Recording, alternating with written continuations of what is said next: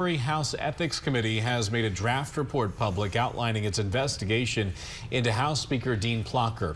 Plocher is the subject of at least one official complaint filed after reports that he received state reimbursements for campaign spending, but later returned the money. The Ethics Committee ultimately voted not to officially issue its summary report, but did release it to the public. The drafted report said Plocher was actively obstructing the committee's inquiry and pressured witnesses against speaking to the committee. Neither Speaker Plocher nor any Republican leadership commented.